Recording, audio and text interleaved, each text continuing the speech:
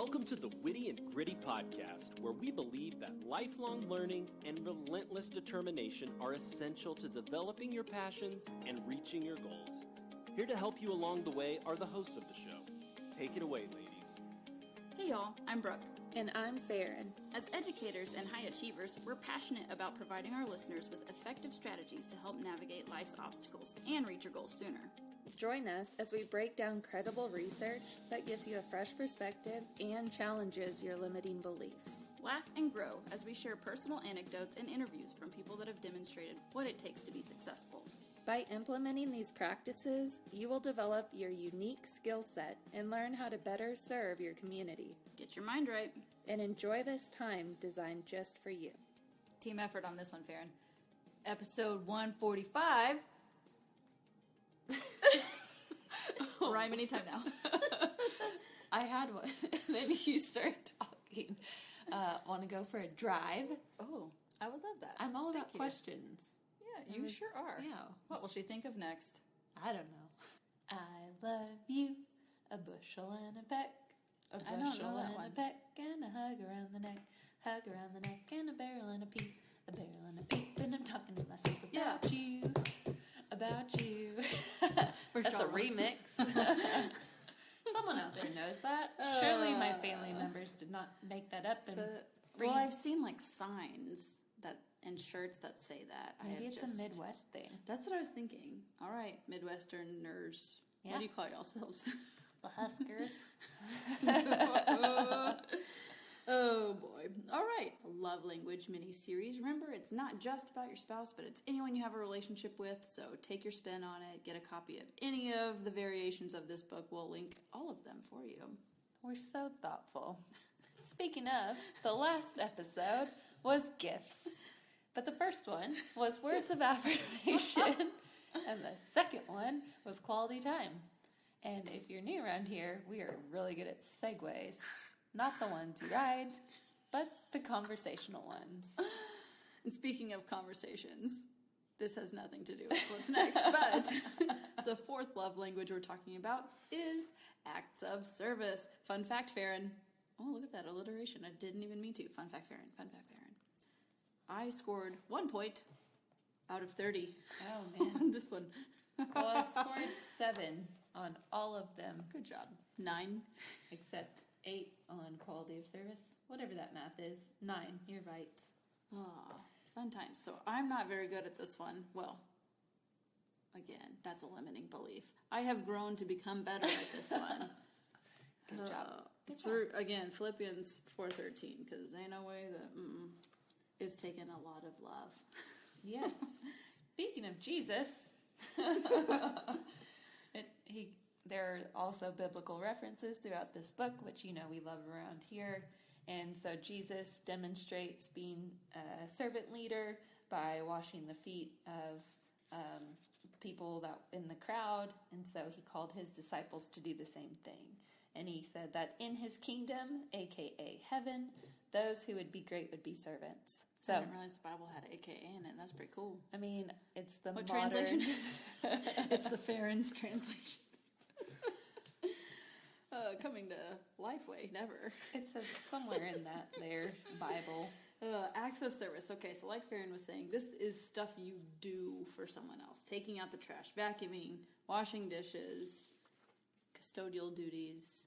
But it could be things like going and getting the kids for you so we can record this podcast episode. What a great example. What a great example. Thank you, Jacob. What a good man. What a good man. Yes. So What a man. What a man. What a man. So early on in our marriage, I would say that Jacob took acts of service as that was him loving me, but my language was quality time, which those don't always exist together, right? Naturally, because yeah. If he's doing acts of service, a lot of times it's like the outside stuff or repairs in the attic, right. And I'm not going to go hang out there. Especially if it's summertime. Yeah, or he is... Oh, it's a sauna. You know what? Every Texan has a sauna. It's their attic, and you go up there at 1 p.m. The fiberglass is free. But he would even, work more hours to provide for us. And so he was loving me and us super well, which is absolutely true. Providing for his family is super important. But since my number one love language is quality of time, there's a little bit of miscue there. You know, and me dealing with, like, how am I going to be over here resentful and feeling not fulfilled when he's been busting his tail all day? And how does he receive that when he's like, don't you think I'd rather not be playing in what he calls poop water, which is any plumbing issue? Wouldn't he rather be home with us? And so we've navigated that over the years. But what was important there is not mind reading and clearly communicating needs in a kind way. So I have sort of a similar story. So remember, I scored 1 out of 30 on this. Morgan hasn't taken this since like 10 years, so I'm going to have him retake it again. But last time it was like 30 points to acts of service, basically. So, Mother of God, what are we going to do? So it used to be, you know, I'm a 1, so resentful, working on it through the work of Jesus, thank you. But I remember there was times where I'd be vacuuming, and I'm like, I love my husband, I'm vacuuming for him. I'm like, that's not with a grateful heart. But sometimes you have to act on the right thing and hope the feelings come later, because feelings can be liars. So over the course of, it only took me a decade. I got my 10,000 hours in of vacuuming and doing custodial duties. He helps a ton, by the way, in case that's not made clear on the podcast. He's phenomenal. But it's taken a long time for my heart to kind of change. And through reading love languages and learning his Enneagram type, he's the environmental Enneagram 8, so he likes his environment to be a constant or like a safe place, makes him feel comfortable. So after learning all of that, I can appreciate it more, and now it's out of an act of love. And I mentioned this in the car to him a couple weeks ago about how, like, you do realize I hate this, but I do it. The only reason I do it is because I love you, and I also like the results and the byproducts of that.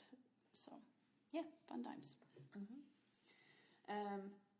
And we've talked about this before with the golden rule that, you know, like, just because it's your love language doesn't mean that it's the other person's.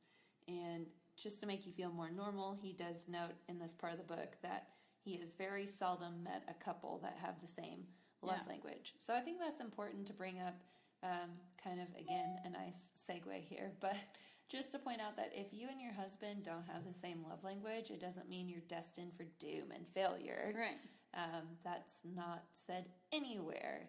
Instead, it's just the importance of, 1, identifying your love language, and 2, being able to meet each other's love languages. For sure. So, going back to acts of service, I wrote down in the margins here, be specific in your request. Yes. He's going to bring up dialects again. So, we can be speaking the same language, but it can sound and look different. Just like language, English is spoken all over the world, but we still have accents and different word usage. Slang. Yes. I mean, goodness gracious. So I remember, like, on birthday party days, we're all trying to get ready. And so Jacob is like, acts of service, I got this. But they weren't things that were really moving the needle towards us being ready for the party. Yes. They were great things. Cleaning out the gutters. That's great. But I actually need you to help me inside the house where the guests will be. Or can you help me cook the food that the guests will eat? And again, just having to really navigate, not expecting him to read my mind or know. And so, but him also, like, this is probably key for a lot of people, he does not want a honey-do list. Yes. If I wrote it on a piece of paper and said, this is what needs to get done today, no matter how nice I said it, that would enrage him. But me just verbally saying, here's a task, he gets it done. Here's the next task, he gets it done. I think he's just seen through experiences, right, that, like, hey, things seem to run a lot smoother. Farron's not as stressed. That's ultimately what I want to do, is help and make it an enjoyable day. Yeah. So that's been a lot of trial and error. For sure. I wrote down a similar example in the margins. If we have people coming over and we're getting the house ready, and the way our house is set up, people aren't going upstairs typically, because that's where, like, the kid bedrooms and stuff are. But he'll start by cleaning out Rhett's closet upstairs. Like, why are we cleaning out a closet when people are coming over in 4 hours for dinner? They're not going to go look in Rhett's closet. What are we doing? But in his head, he's like, that has to get done first. So it's been super helpful for me to realize, okay, Morgan, what is, like, I do like the honey-do list for me, not for him, but for me, because that helps me know what his priorities are. So if he's like, okay, can you do this, this, and this? I will do those things in that order, and that will be the very next thing I do. And that makes everything go smoother. Yeah. The underlying thing in the whole book, but especially here, is communication. So communicating your needs. I like, too, that he talks about what we do for each other before marriage is no indication of what we will do after marriage. So these kind of ideas that are popping up in this chapter, to me, apply across all love languages in the whole book and your entire relationship. But they come up here, so let's talk about them here. So again, like we've talked about, our husbands haven't taken this test, neither had we in the last 10 years, but it's worth revisiting because life looks a lot different. You're going to face different challenges in life, different ages you pass through, there's different challenges you face. So if you're feeling in a rut or like, oh, there's something wrong, I guess our marriage is doomed, like, no, that's not the right aspect. It's normal to need different things at different phases in life. Right. I like how, so again, one of the counseling sessions he's talking about in his book, an anecdote, he has the couple sit down and he says, wife, what makes you feel loved? What does he do that makes you feel loved? And she goes and starts listing things, and he's like, whoa, okay, sounds like your acts of service, so maybe we need to focus on that.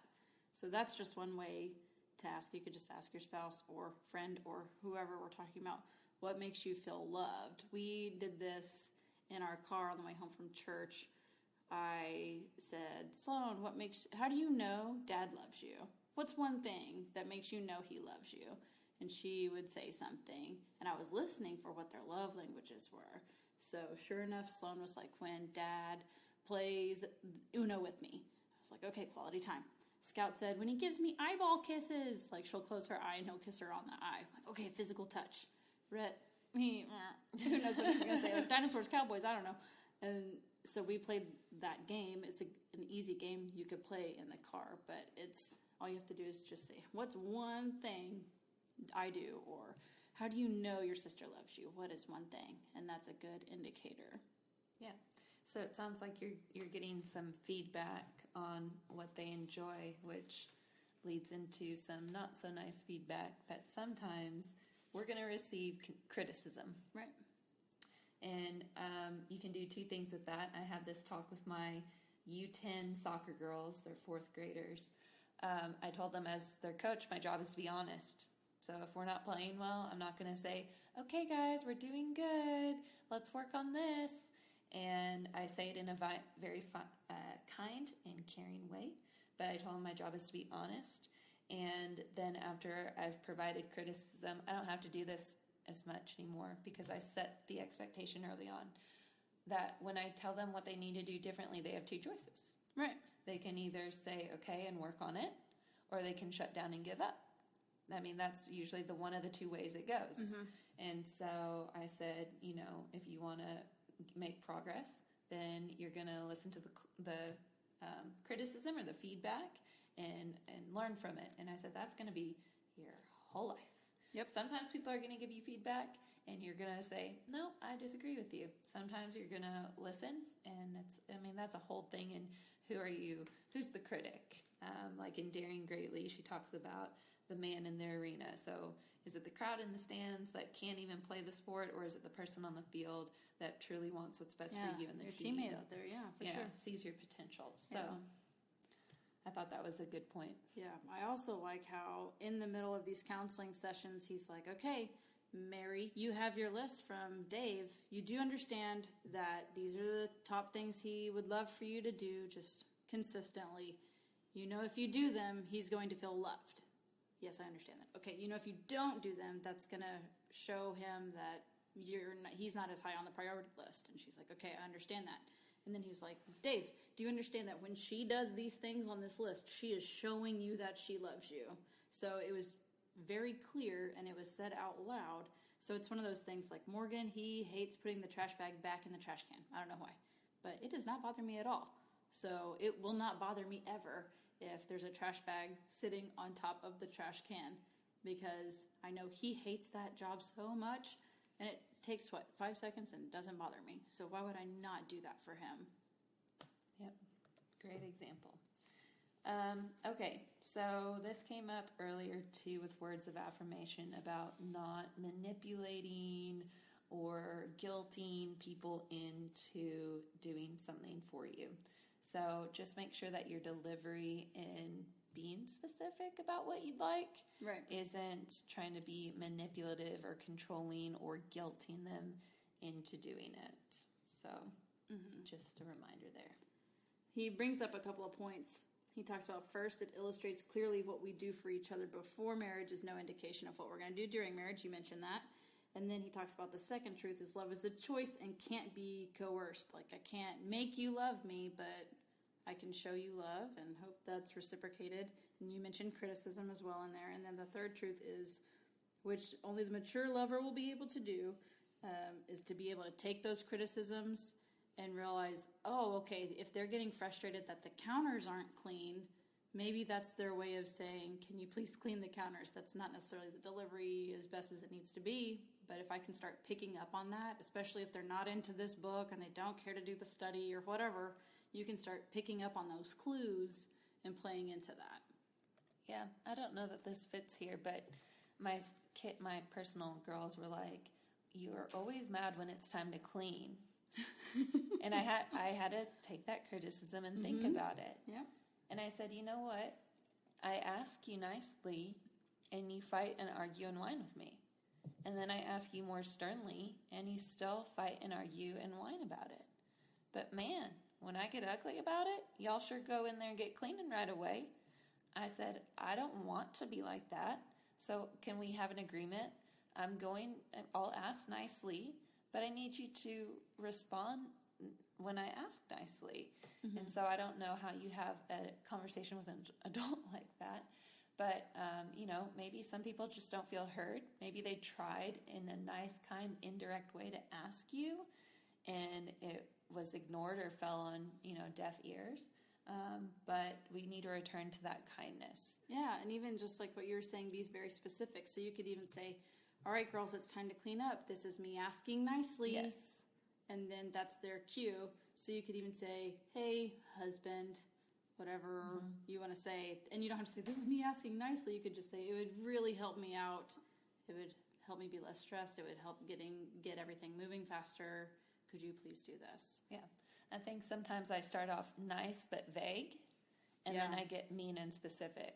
Why not start off nice and specific? I feel like we need a quadrant. Yeah, there you go. Oh, look at me, math term. Didn't even know I had that in my brain. So he wraps the chapter up talking about stereotypes. And I feel like this is something a lot of people in our age range, 25 to 45, or maybe more, sorry, haven't done my research, but are really struggling with now that, the husband and wife typically work in the house, and even there's dads that stay home with the kids now. The stereotypes of roles of husbands and wives has changed a lot, and that can definitely cause some friction. Yeah, and that's where you can play into your skill sets as well. Are you really good at ironing? Morgan loves to iron. I don't. I do the spray and snap it and lay it flat. But he's like, please don't ever iron my shirts. Cool, man. All right. Noted. In college, he had a job where he scrubbed pots and pans. And so when we first got married, he's like, if there's any way you could just scrub the pots and pans. I'm like, okay, cool. I get it. So if you can play into that and look at what each other is good at, I don't want to mow. He can mow. Yeah. Jacob would just laugh and then be frustrated because then... Please don't hit anything. I'd break something. Yeah. Not the sprinklers. And now he's got to fix something and still mow. I underline this line, though. It says, there are no rewards for maintaining stereotypes, but there are tremendous benefits to meeting the emotional needs of your spouse. That's good. So you get no reward. There's no trophy or plaque for maintaining stereotypes. But, man, the rewards you get in fulfilling your wife or your husband's needs, man, that's better to me than any trophy or plaque or for medal. sure. Yeah. Unless you're gifts. You definitely want a trophy plaque and that. No. Oh, just kidding. Get Jacob the trophy. Best dad. Number one dad. Number one dad. Number one dad. Yeah. So they wrap up, or Gary wraps up each chapter with some very practical, actionable tips, which is great. I liked the one where it says, ask your spouse to make a list of 10 things he or she would like for you to do during the next month. Then ask your spouse to prioritize those. This is exactly what I do in just very small form. I say, Morgan, what's one thing I can do for you today? Because sometimes you can't see past Monday. Sorry, guys. But if you can say what's one thing that I can do, and then over time, sure, okay, hey, what are a couple things you need me to get done this week? And build from there. Yeah, I circled this. Me and the girls actually do it. I guess it's an act of service, but I feel like this is everybody. If me or Jacob are stressed, having a clean environment helps reduce that stress. You know what, that is proven, that's for everybody across the board. So if I know that Jacob's had a rough day, we always call each other on the way home from work.